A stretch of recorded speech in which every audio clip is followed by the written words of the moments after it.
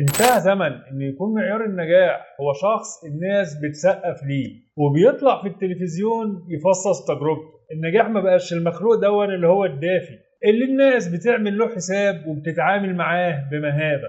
دخلت علينا طرق جديدة بيتحسب بيها نجاح الشخص، واهمها الدوشة. انت عامل دوشة وضوضاء قد ايه، وعلى حسب المقدار اللي انت محققه بتبقى حديث المجتمع. لأننا بقينا عايشين في بنزينة اسمها منصات التواصل الاجتماعي.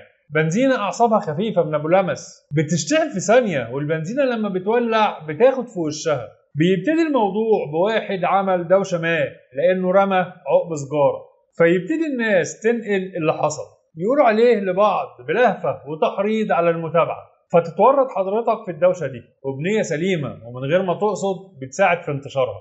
بتبقى داخل تطفي النار اللي مسكت في البنزينة بإنك تسجل اعتراضك أو سخريتك أو امتعاضك أو حتى تأففك. لكن للأسف بيحصل العكس، مساهمة حضرتك بتساعد في اشتعال البنزينة أكتر، وبتمنح الشخص اللي ورا النار دي مكانة مهمة، فبتكبر الدوشة وبتبقى الضوضاء عبارة عن احتفالية الكل داخل ينقط فيها، ومبروك بقى عندك ترند ناجح. لحد هنا انت لسه بتواجه دوشة، ظاهرة شفوية نظرية هتتلم في يومين. بس في نقطة بعيدة شوية، في ناس أكل عيشها إن الدوشة تفضل شغالة، وبينزل من الجبل قطيع الذئاب الجعانة واللي بتفتش عن فريسة سهلة. وطبعا مفيش أسهل من جمهور طيب سليم النية من غير ما يقصد كبر النار وعمل نجم. فيبدأ قطيع الذئاب بترجمة الدوشة لبزنس، إعلانات، تلفزيون، ريفيوهات مطاعم، حفلات افتتاح، أفلام سيما، ضيوف في البرامج ومهرجانات. انت دلوقتي قدام شخص ناجح بشكل شرعي وبملف في مصلحة الضرائب. طيب ليه يتقال عليه ناجح؟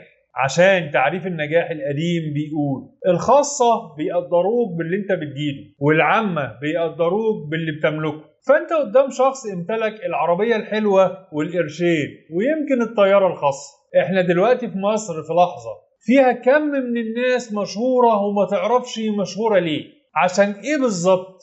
العجيب ان محدش من الناس دي غلط في حاجة، الشر كله في اللي حولهم نماذج للنجاح. والمفاجأة الأكبر إن إحنا اتطورنا في ده، اللي جاب سيرة بالمدح زي اللي جاب سيرة بالنقد والامتعاض، لأن النماذج دي ملهاش علاج غير إنك ما تجيبش سيرتها أصلا. طيب هنعمل إيه في البلاوي دي؟ الوقت بيخلي إن اللي مستحق النجاح مكمل وبيكشف اللي مالوش فيها.